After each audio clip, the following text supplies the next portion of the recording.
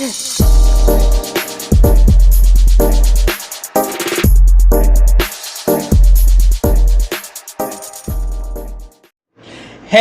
what's up, everybody? Welcome back to KRS TV. This is your boy Kenny, and this is Star Season 3, Episode 6 and 7. The name of Episode 7 is Karma, but before I get started on that, let me do a quick recap of what happened in Episode 6, which was called Ante Up.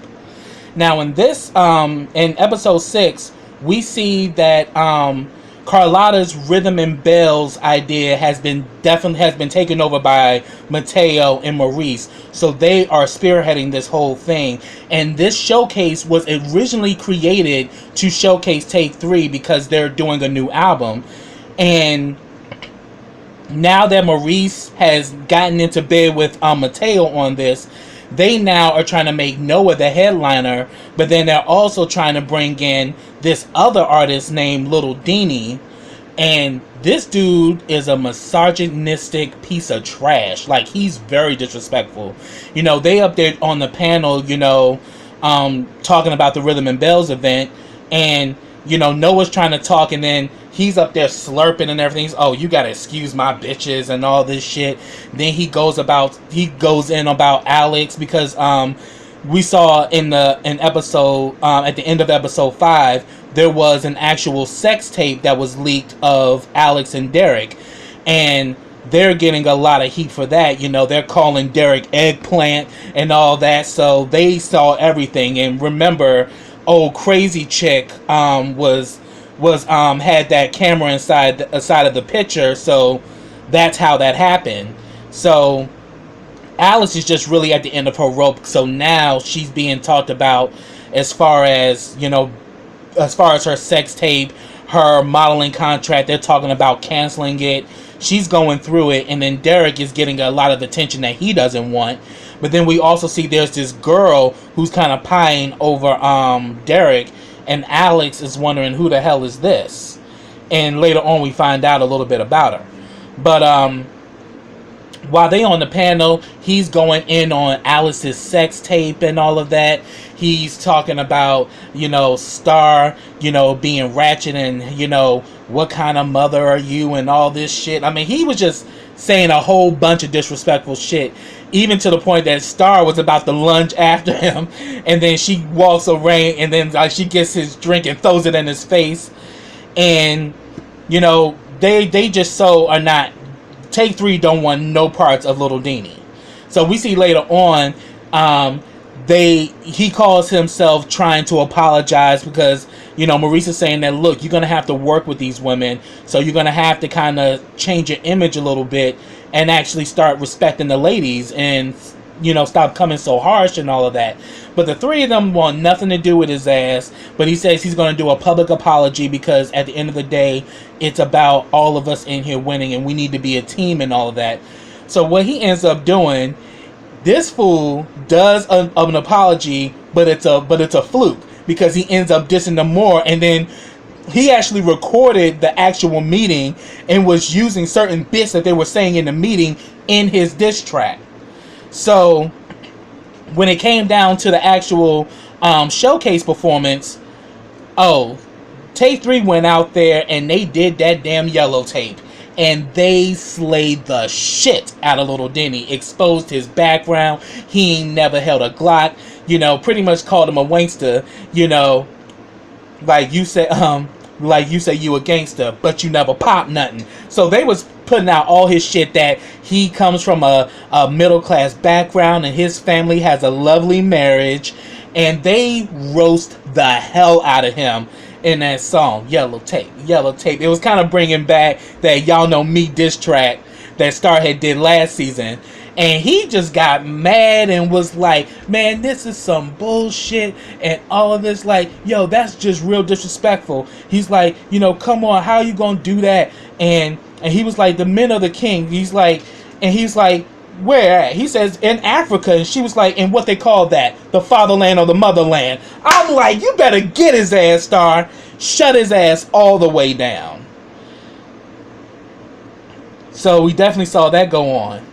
Then we see, as far as the movie that Gravity Records is trying to do involving Simone, because Noah is no longer, because at first it was going to be a movie with Noah and Simone, but now that Noah's no longer on Gravity, they need another leading man, and they decide to go after Jackson, because Jackson has a very big IG following. The first take, it was hard because, one, we all know that Star... For more. Sorry about that. We actually know that Jackson is dating Star, which is Simone's sister, so she feels weird kissing her sister's boyfriend, and the father of her baby. So it was really awkward and a lot of tension, because, and then again, he also feels the same way because he's kissing Star's sister.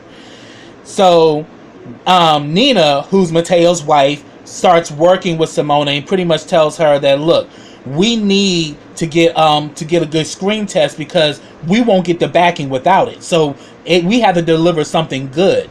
So she tells her that you need to imagine Jackson as someone that you love and someone that you really have passion for, and go with that. They did this scene, and we see the person that she was imagining was Nina's ass. So I'm like, because we definitely see there's some chemistry between Nina and Simone. How about that? Nina Simone. Ha. Coincidence. So we see the two of them. We see that Simone and Jackson nailed the scene, and they actually get picked up.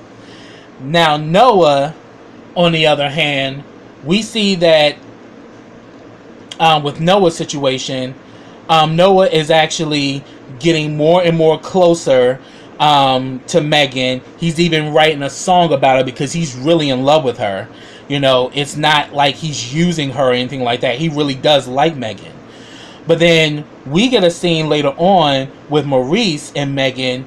We come to find out that Maurice and Megan had a daughter who actually died in her crib, and that is one of the main things that broke them up. It was him cheating, but also the loss of their daughter. He's still trying to get her back, but she still is vulnerable. But at that moment, something connected, and the two of them started kissing, and Noah walked in on it.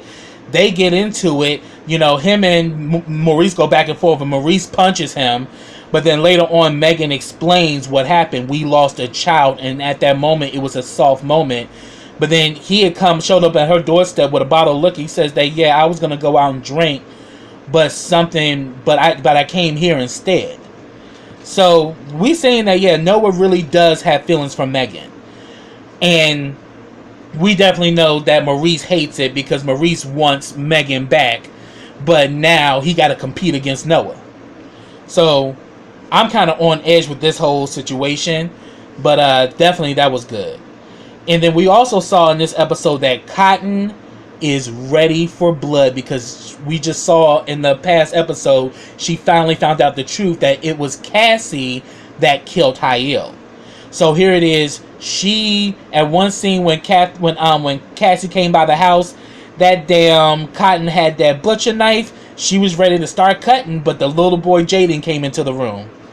But then later on, she went to her office, and we know Cassie's quick to shoot. So when she felt that tension with Cotton, she put her hand in that purse, and we see that Cotton was in that soapy water and was about to pull out that knife.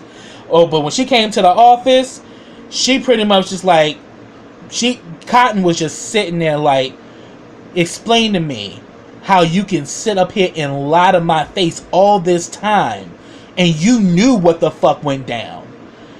And then all of a sudden, she looking for a gun. She's like, what the fuck you looking for your gun for, bitch? It's right here. She picks the gun and puts it in Cassie's face and was like, my father, I always wanted a dad, and I got one, and he accepted me. And you took him from me. Bitch, I hate you. And they go back and forth, and, Cassie was like, I hate myself for this. So if you want to go ahead and kill me, go ahead and kill me. But you have a chance to turn this around, because that's always been this way between me and your mother. But you have the power to make a different choice. You don't have to go down this road. And we see that actually stopped Cotton from pulling the trigger, and they embraced each other. So I thought that was cool. Let's see, what else went down?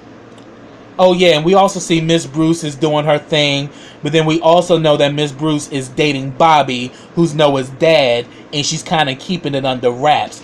And she doesn't want to tell Noah yet because she knows that Noah and his father still have tension with each other. They made some leeway, but that father and son bond is still broken, and she's gotten close to Noah, and Noah's definitely gonna feel some kind of way when he finds out that Miss Bruce is dating Bobby. It's definitely gonna be some shit, but I think in time he may heal. But starting off, yeah, Noah's gonna be pissed because he's gonna feel betrayed that here it is, I'm trusting in you, and the whole time you dating my daddy. And he definitely has issues with his father because his father left his mother for another man and all of that shit. Y'all know the history. So we saw that being displayed. Then there were some pictures, of the launch event for Rhythm and Bells, and in one of the pictures, Alex sees that Derek is hooked up with the same woman that they saw coming in. So of course she's questioning her man like, yo, who is this woman? What the fuck is going on? He doesn't tell Alex anything, and we see that Alex ends up having a panic attack because Alex is dealing with a lot and she's not dealing with it, effectively. She's kind of internalizing a lot of stuff, and now she's starting to have panic attacks. We come to find out that the woman is actually with the FBI, and we see that Derek has now become a criminal informant because of his run-in in front of the club with the Burkhead crew.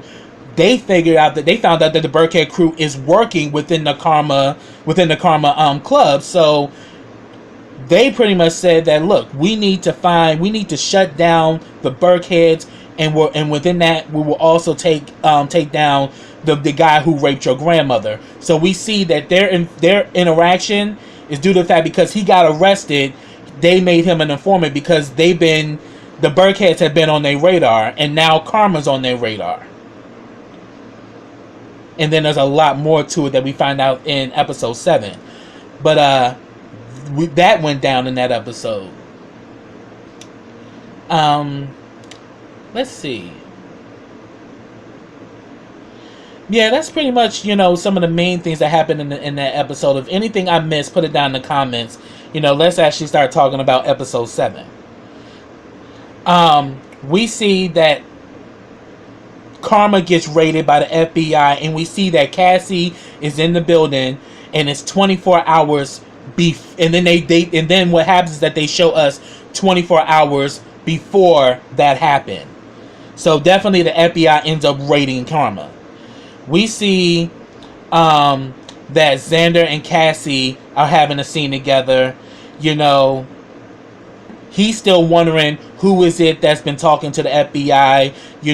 Who's the leak? You need to find out who it is. And he's talking about this event where we see that this this guy from, obviously this white guy who pretty much is a congressional aide, or he's a councilman.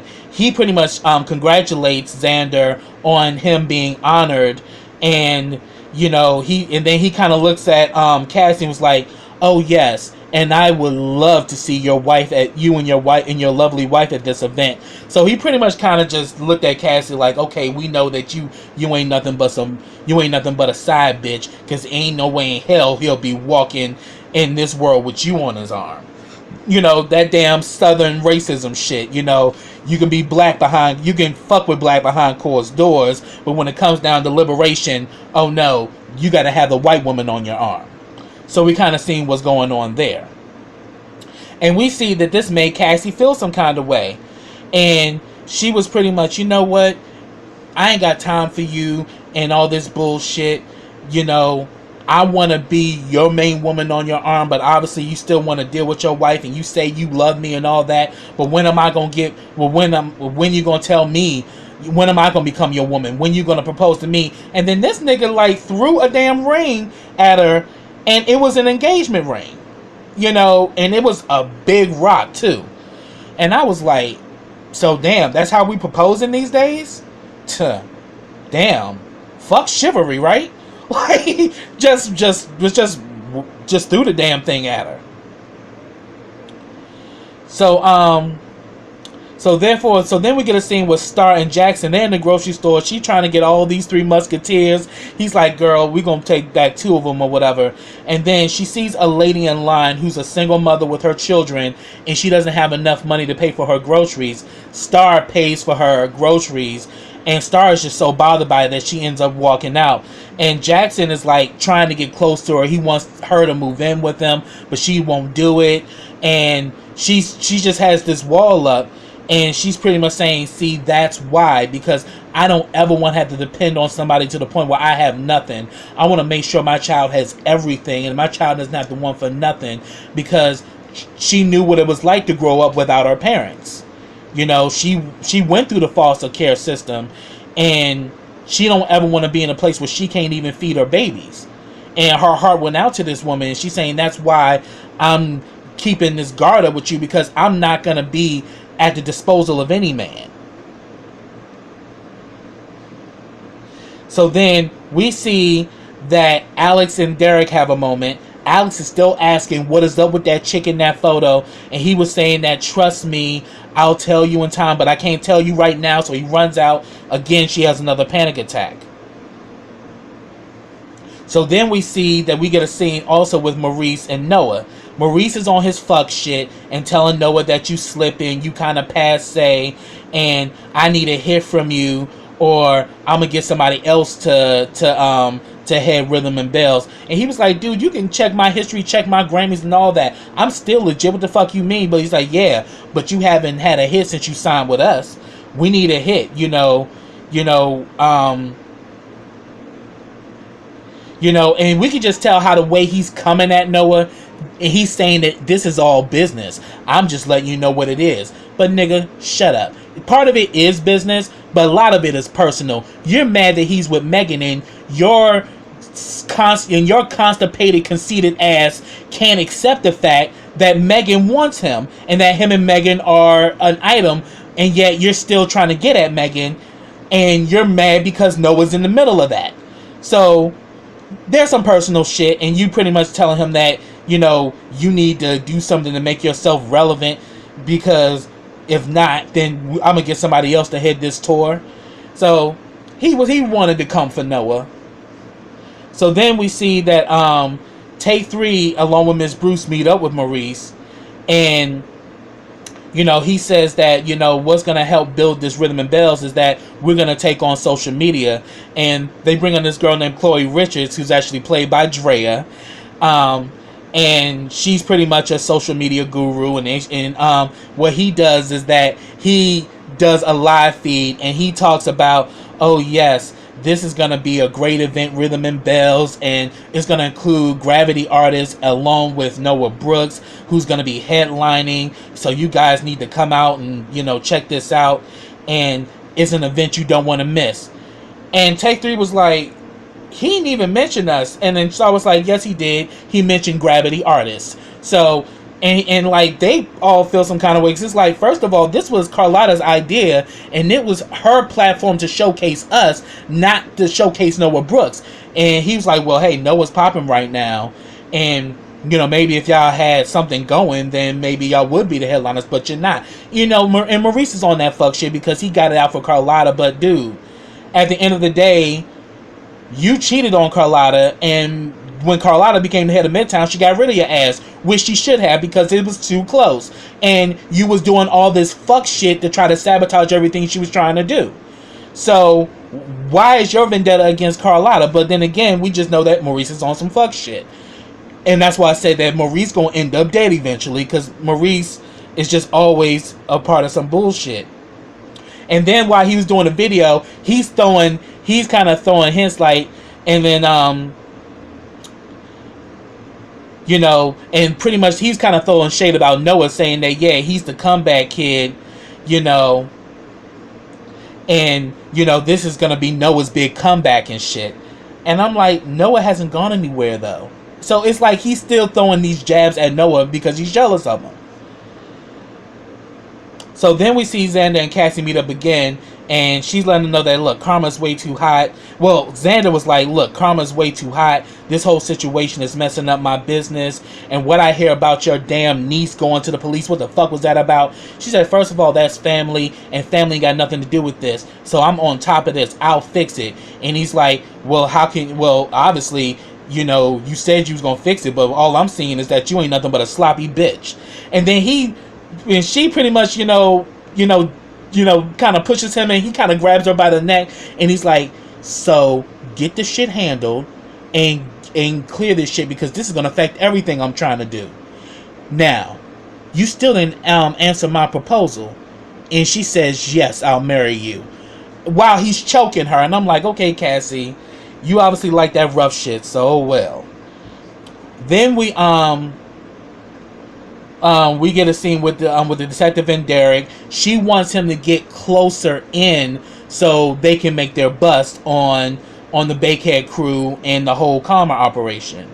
So she wants him to get close to the action. So we see that he goes to Cassie and asks for a job to help out with his grandmother, and we see that Mike is right there, and Mike is pretty much one of her head goons that's been, and also we also know that he's also Miss Ruby's rapist.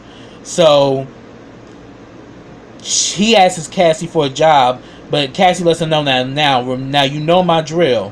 What goes up in here stays up in here, and at the end of and also I'm only doing this to help your grandmother. Because, me and your grandmother go way back. And I'm like, yeah, and if you only know that the dude that raped her is working under you. And we see that, we come to see real quick that Mike on some serious evil shit. Because eventually, we see that Derek's moving boxes and shit. And Mike kind of pulls his chain. And well, pretty much he kind of goes to Mike like, look, I'm really trying to be down with Burkhead, man. I really want to get in on this shit. So he was like, okay. I'm gonna see what I can do. So he kind of sets it up with he takes him to this room with him and some other guys, and there's this dude sitting down, and this dude supposedly was skimming off the top. So he pretty much says, okay, in this situation, what would you do? He pretty much Mike has the gun or whatever, and that damn that damn Derek took that gun and was ready, because he's pissed because he know one of these Burkhead niggas raped his grandmother. So he takes the shit that's about to do, and he stops me. He's like, yo, we were just testing you. Come to find out, the dude that he was about to hit is actually the head of the Burkhead gang. Bankhead gang. I'm sorry. I don't know why I said Burkhead. Forgive me, y'all. So now he's in, and then like he already done given him a nickname, Light Skin, and then he also sees that he actually sees that he's interacting with that FBI agent, and then when he comes in, they start kissing. He's like, oh, Light Skin, I see you, Light Skin, you making me feel some kind of way, and then you can kind of see he has this sinister look. Then we see later on towards the end of the episode, she's outside waiting for Derek to meet up with her. And then the next thing you know, we see old motherfucking Mike scoop her ass up and choke her ass out. And was like, I know you with the police, bitch. And strangles her ass until she dies. And I'm like, yo. So now Derek is deep in this Bankhead shit. And the question is, will he make it out alive? Because now your informant... Because now your connection has now been killed. So Mike is probably gonna suspect some shit with fucking Derek, and we're gonna see if Derek gonna make it out this shit. But then again, I want this shit to come out that Mike was the rapist, and they fucking beat his ass to the end of his shit, because I want Mike to get his, because that motherfucker's evil. And we're just seeing more and more how much of an evil piece of shit Mike really is.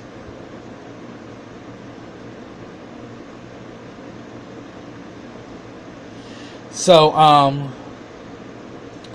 then we actually see that the girls actually hit up Chloe, and they said that, they pretty much hit up Chloe and they asked her that, look, why don't you showcase some stuff that Take 3 is doing, and maybe get us, maybe that'll help us get some buzz. And Chloe's like, okay, give me something and I got y'all. So they're like, okay, fine. So they said, well, we're about to go in the studio, won't you follow us? So she ends up, they said we're going to be going to the studio, won't you meet us there, and we'll definitely do something for you.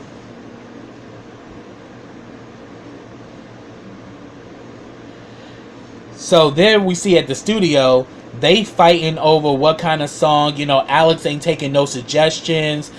Star and Alex are going back and forth. Simone's kind of caught in the middle, and she's trying to wither the storm, but then they feel some kind of way. They just not seeing eye to eye. And then it gets to the point that this shit ends up exploding, and they going back and forth, and they end up taking a break, and they just decide to come back later. So then we see that Chloe meets up with Noah, and she's doing a live feed with him, and she says, so do you think you're going to be delivered because people are calling you the comeback kid and all of that? And he was like, what you mean comeback kid? I've been here, and I just not too long got off a tour. What the hell you mean comeback kid? I've been here. But he's like, you know what, I ain't even here for all the bullshit. It is what it is. Then he kind of just ends it there, and then next thing we see this chick run up on him, and she's like, oh, you don't remember me? Oh, like we had a lot of fun on that tour, and yeah, and you gave me the clap, nigga. I won $20,000, and I got photos, and the photos prove everything, And she's like, oh yeah, and by the way, your mouth skills could use some work, but I'm about to clean up on your ass. So now we see that this fool,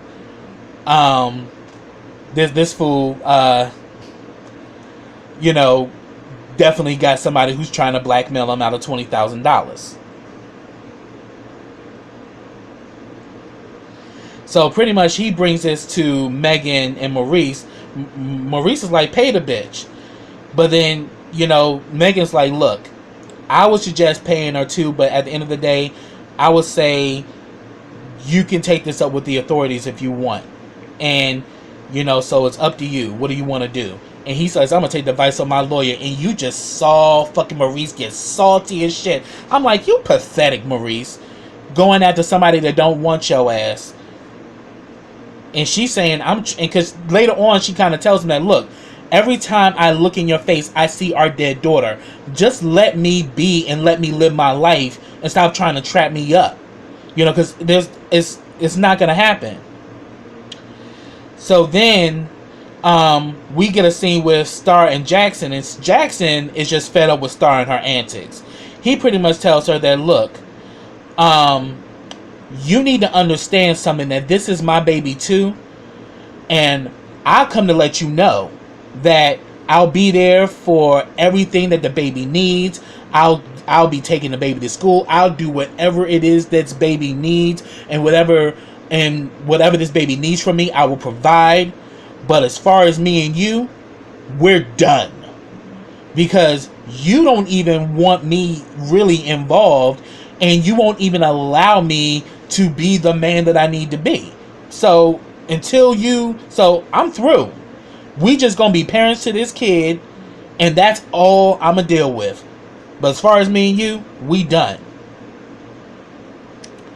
Then we see that the last time Cassie was with Xander, she wants Xander to take her to that big event, where he's being given an award. She wants to be on his arm, and he says, fine, I'll take you. And he says, me and my wife, because he was going to bring his wife, but he said that, look, she just wants to be seen and all that. He's like, well, if I'm going to be your fiance, I should be the one on your arm, not her.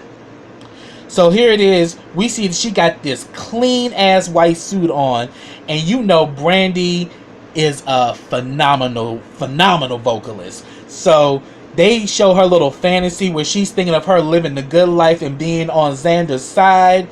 Oh, boo boo. I was like, Brandy, you better deliver on that shit, because Cassie was just in her fantasy. You couldn't tell her shit. You know, her shit smelled like apple pie, and she was just like, I am living a good life now. You know, now it's about me.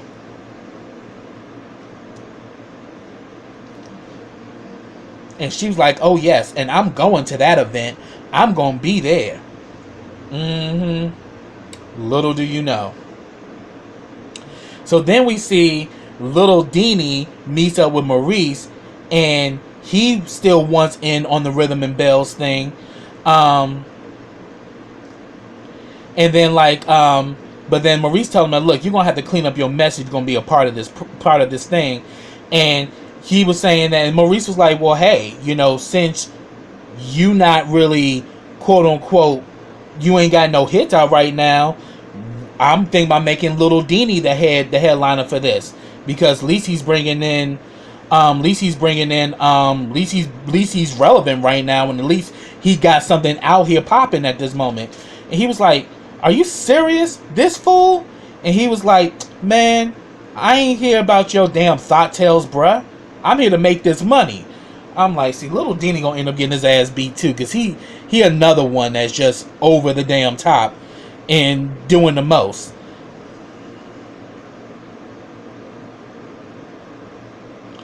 So then, you know, we come to find out what ends up happening is that this situation that he thought was a private situation has now been made public, and he flips off, and then you see Maurice with his salty ass.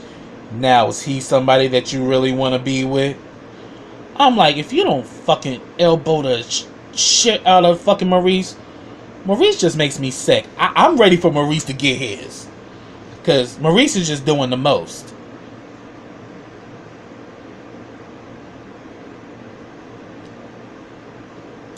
And then we see after that whole situation where he put Derek to the test, Mike's letting them know that, look, you know, you roll with us, you gonna make enough money to take care of your grandmother, get your grandmother anything she want. And then he says that, but we running a different operation up in here. So Derek's like, so does Cassie know about it? He was like, now Cassie, she the boss, but she really ain't. Yeah, she calling the shots, but she ain't calling them. So we got our own little thing going on right under Cassie's nose.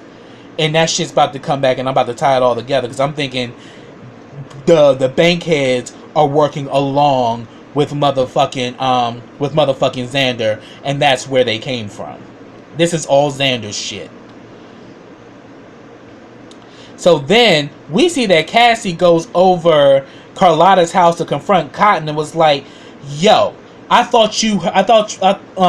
the fuck you doing going into the police? I thought I told you no sniffing. I thought you know the code of no snitching, bitch. And, you know, Cotton kind of looked back like, I know this bitch ain't talking to me. And she's like, first of all, I didn't fucking snitch anything. I was actually up there asking about my father, but obviously I now know what the fuck happened. And then, you know, also, Miss Bruce is there too. And Miss Bruce is like, so why the hell you over here? You know, what the hell are you trying to clean up for? And she's like, I'm just trying to help a friend. And Miss Bruce read her ass for Phil. She's like, you talking about Xander? Like, when you gonna let that shit go, girl? You know, damn, I mean, it's like you just ain't tired of this nigga beating your ass like he used to back in the day. And she's like, he stopped that.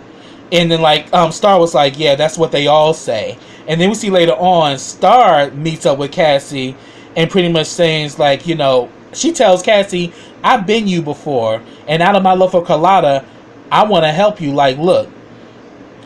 And then, like, Cassie's like, you don't know what the fuck you talking about, Star, because I'm a boss bitch.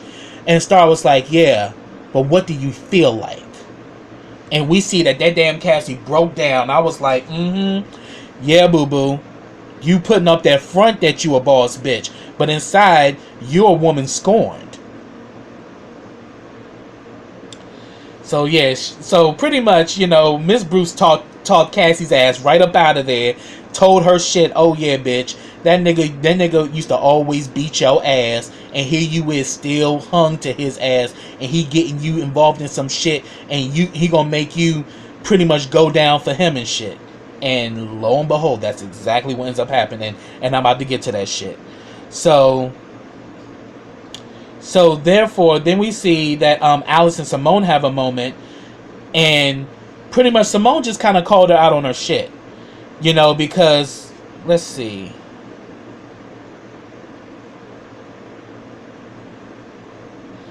Oh yeah. So pretty much, Alice and Simone have a moment, and she pretty much comes to Alice and was like, "Look, you need to stop pretending something ain't going on. What's bothering you, girl?" And Alice was like, "I think Derek is cheating on me.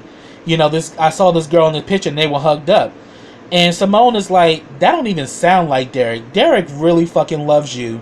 So I think you need to look a little deeper and just don't be so quick to think that he would do that to you, because that don't even sound like Derek." And so then we see at the club, like I mentioned before, Derek is talking to the FBI agent. Soon as old boy Mike coming in, they start locking lips, acting like they are into each other, but Mike is kind of peeping shit. And then next thing you know, we see that Alex walks in and sees them two kissing, and she hit the fucking roof. And I'm like, damn, Derek, why don't you just fucking tell her? Like, tell her the fucking truth. Why are you holding this from her? Like, this is gonna fuck up your relationship and everything, because you keeping secrets. Secrets are the death of a relationship. So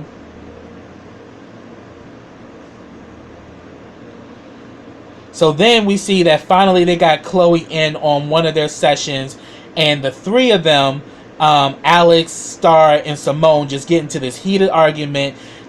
Pretty much, damn, Alex calls them dysfunctional ass bitches and all this shit. And while this whole fight's going on, Chloe is recording the whole thing, and that's pretty much what ended up being put on that, and that shit ended up going viral, of them as a girl group being, you know, of them on their last leg. So they're pretty much saying is that this album that they're doing is going to be the last album, and that they are completely falling off and shit. So then we see that the FBI raided the club, so it's now where the episode opened up. We see that Cassie actually escapes through the back. And she goes to that event that she's supposed to be with Xander. Xander up in there arm in arm with his damn wife. So I'm like, here it is. This nigga just pulling little stunts to keep you there. So he's still abusing Cassie, but he's psychologically abusing her now. He doesn't have to abuse her physically now. He knows that she's into him, and he knows that she's addicted to him, so he can always play these mind games with her. Because that's exactly what we've seen. And then all of a sudden, you know, pretty much, you know, she tells him that, look, I thought I was going to be on your arm. What the hell happened? She's like, well, my wife decided to go at the last minute, so I just decided to bring her. And so he's like, so you decided to ditch me to take out your blonde bitch ass wife? And he was like, come on, let's not make a scene. But he lets her know that I filed for divorce and everything. But then she says that, look, the FBI raided the club. I was able to get out before they saw me, but I'm gonna let you know they're not gonna find nothing in there, so we good. But he was like, there's more that I didn't tell you. See, I was also not only running money through your shit, I was also running drugs through your shit. And I'm thinking that's where the bankhead connection came from. They came in through there through fucking Xander's ass. So Xander is doing all this criminal shit under Karma and doing a lot of this shit under Cassie's nose. But then he says that, look, I know you got my back. You know, I know I got businesses and all these things that are about to take off, and all this can come down if this FBI sting gets out and it gets traced to me. So what I'm gonna need for you to do is take the fall. She cocked the shit out of him and was like, what? And I was like, he's kind of letting you know what he think about your ass, but she is so in love with this motherfucker love is blind and she don't want to hear shit else.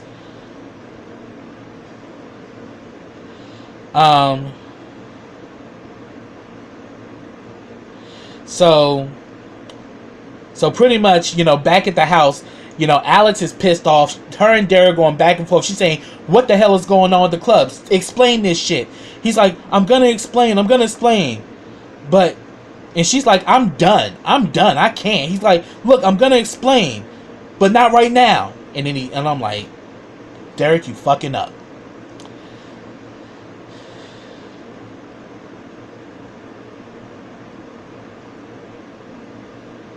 So then we see finally Alex and Simone meet up again. She tells him about what's going on, that Derek is that Derek, I saw Derek kiss another woman, and Simone was like, well, that doesn't necessarily mean that he's actually cheated on you. Who knows? She could have kissed him.